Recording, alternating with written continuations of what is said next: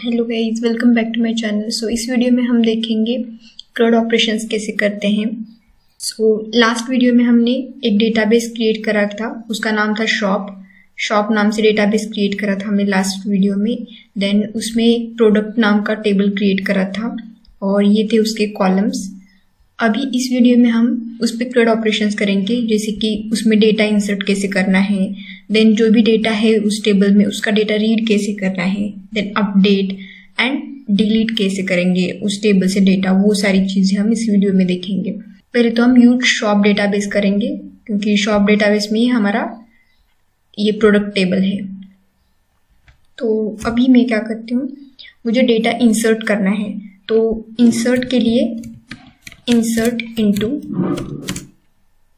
और टेबल का नाम है प्रोडक्ट। जो भी प्रोडक्ट के कॉलम के नाम है, जिन कॉलम्स में हमें डेटा इंसर्ट करना है, वो कॉलम के नाम हमें यहाँ पे पास करने पड़ेंगे। Name, price, available. तो ये 3 कॉलम के वैल्यूज में पास करने वाली हूँ। तो मैंने ये 3 नाम यहाँ पे डाल दिए हैं। आईडी क्यों नहीं डाला? आईडी जो है वो ऑटो इंक्रीमेंट होगा, ये प्राइमरी की है हमारा। तो यहाँ पे मैं वैल्यूज डालती हूँ। वैल्यूज में नेम में डालेंगे हम XYZ। प्राइस डालते हैं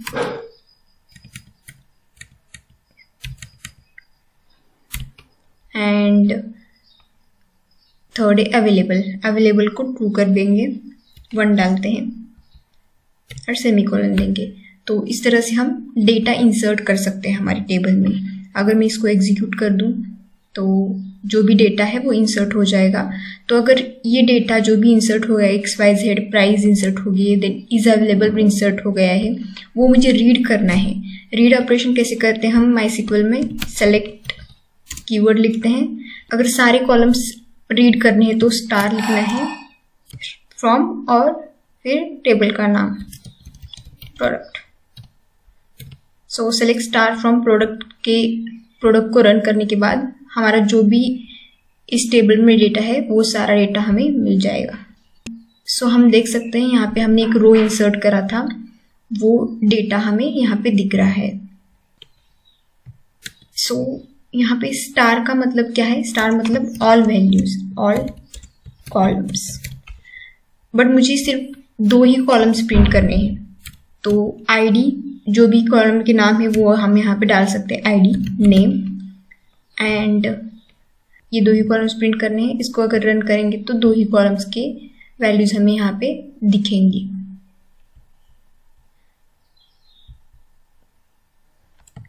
तो यहाँ पे स्टार रखते हैं। और एक चीज़ हम ऑब्जर्व कर सकते हैं, मैंने प्रोडक्ट नाम से यहाँ पे एक टेबल बनाया था जो कि जिसका P स्मॉल लेटर्स में था, बट यहाँ पे मैंने P कैपिटल लेटर्स में लिखा है।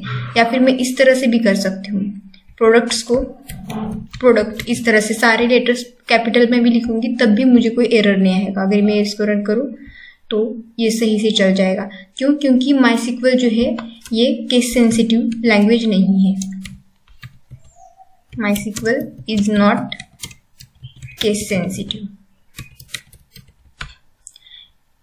केस सेंसिटिव नहीं है मतलब कोई भी वर्ड हम अपर केस में लिख रहे हैं या फिर लोअर केस में लिख रहे हैं, वो अगर सेम वर्ड है तो वो उसमें अपर केस या लोअर केस का कोई मैटर, अपर केस है या लोअर केस है, ये चीज़ मैटर नहीं करेगी। प्रोडक्ट को हमने यहाँ पे P कैपिटल रख के लिखा है, देन इसको सारे लेटर्स कैपिटल लिखे हैं और यहाँ पे सारे लेटर स्मॉल है, तो ये तीनों एक ही टेबल को कंसीडर कर रहा है ये, और इस वजह से हमें कोई एरर भी नहीं आ रही है। तो इस वजह से हमें समझ में आता है कि माईएसक्यूएल जो है वो केस सेंसिटिव नहीं है। अभी नेक्स्ट हम देखते हैं। तो नेक्स्ट हम अपडेट ऑपरेशन कैसे करते हैं वो देखते हैं। तो अपडेट करने से पहले मैं और डेटा इंसर्ट करती हूँ। तो यहाँ पे एक मोबाइल प्रोडक्ट डाल देंगे, मोबाइल, और इसकी प्राइस चेंज करते हैं। और अगर मल्टीपल रोज डालनी है तो हम कॉमा सेपरेटेड ब्रैकेट्स में डाल सकते हैं। अगर मुझे और एक रो डालनी है और प्रोडक्ट होगा वॉच, प्राइस डालते हैं कुछ रैंडम, और एक प्रोडक्ट ऐड कर सकते हैं हम यहाँ पे लैपटॉप का, लैपटॉप, और प्राइस डालते हैं इस तरह से। इसको रन करते हैं।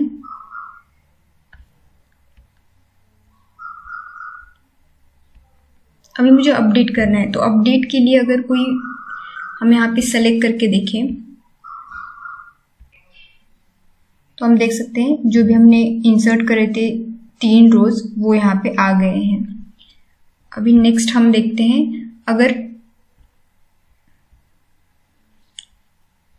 अब अगर मुझे यहाँ पे वॉच को अनअवेलेबल करना है, मतलब यहाँ पे 0 अपडेट करना है, तो मैं क्या कर सकती हूँ, अपडेट कर सकती हूँ टेबल को अपडेट कीवर्ड की हेल्प से। लिखना है अपडेट, टेबल का नाम डालना है और सेट करना है हमें अवेलेबल इक्वल टू 0 एंड मेन है where condition, where ID equal to, watch की आईडी क्या थी, 3 थी, सो आईडी इक्वल टू 3।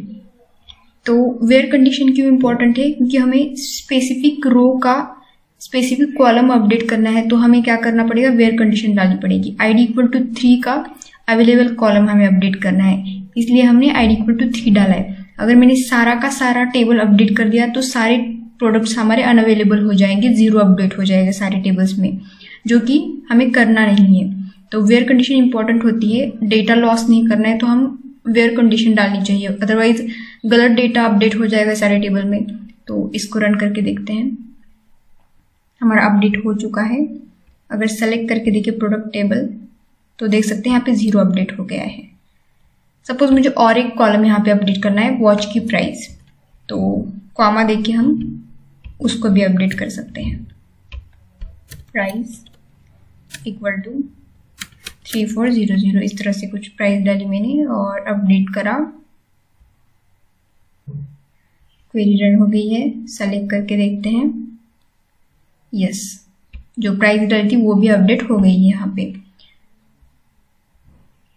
और माइस्क्ल में कैसे होता है, अगर हमने ट्राई करा विदाउट वेयर कंडीशन रन करने का तो भी ये एरर देगा, हमारे पूरे टेबल को अपडेट नहीं करेगा, क्योंकि माइस्क्ल में सेफ मोड ऑन होता है, उसको 0 करने के बाद ही आप पूरे टेबल को अपडेट कर पाओगे, अनसेफ मोड में जाके ही अपडेट कर पाओगे, अदरवाइज इस तरह से आप अपडेट नहीं कर पाते सारी टेबल को, जो कि अच्छी बात है। अगर आपको वेयर कंडीशन के अलावा क्वेरी रन करनी है और पूरे टेबल को अपडेट करना है तो आप एक क्वेरी लिख सकते हो, तो अनसेफ मोड को आप टेम्परेरीली 0 कर सकते हो इस तरह से, सेट SQL अंडरस्कोर सेफ, ये अपडेट्स के लिए ही होता है, अपडेट्स इक्वल टू 0।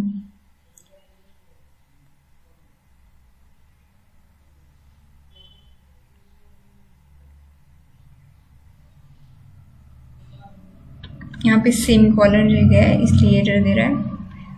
और अगर रन कर दे, सेफ मोड अभी 0 करा है हमने, तो मैं विदाउट वेयर कंडीशन भी इसको अपडेट कर पाऊंगी और सारा मेरा टेबल जो है वो अपडेट हो जाएगा सेम प्राइस और सेम अवेलेबल इक्वल टू 0 से। अगर हम देख पाए तो हमारे सक्सेसफुली रन हो गई ये क्वेरी और हम देख सकते हैं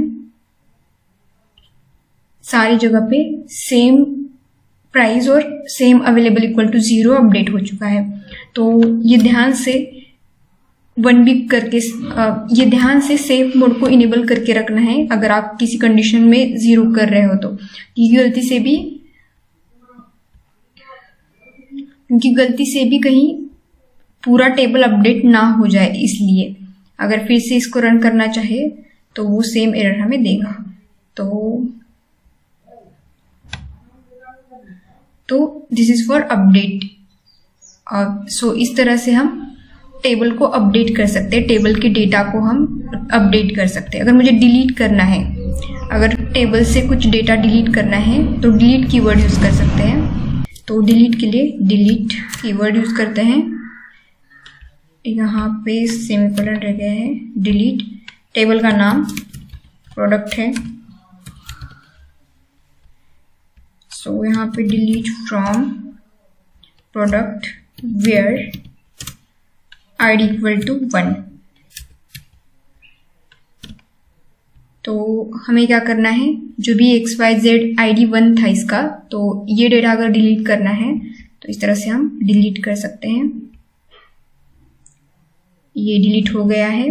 अगर हम सेलेक्ट करके देखिए तो फर्स्ट ID वाला जो डेटा है वो यहाँ से डिलीट हो चुका है।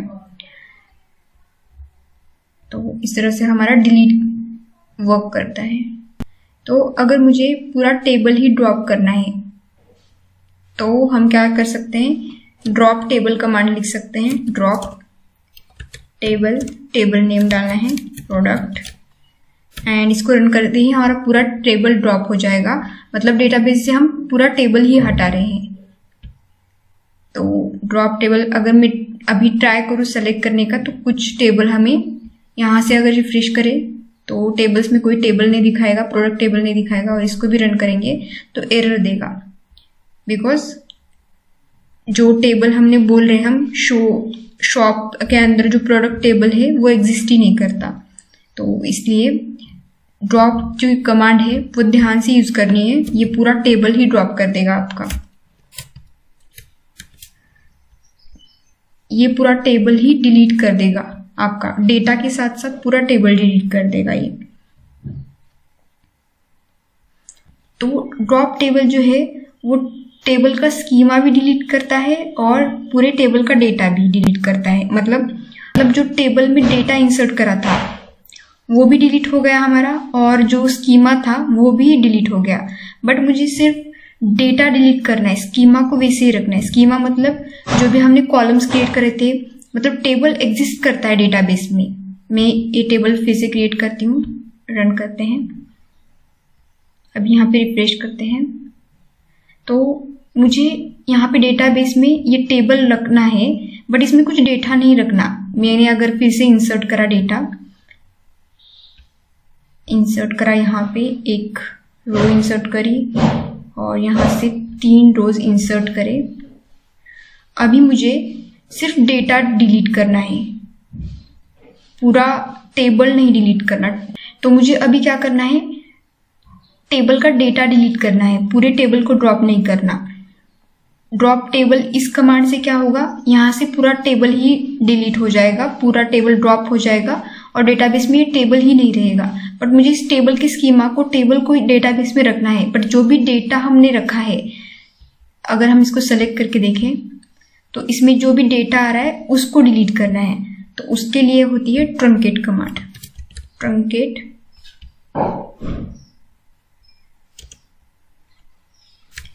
टेबल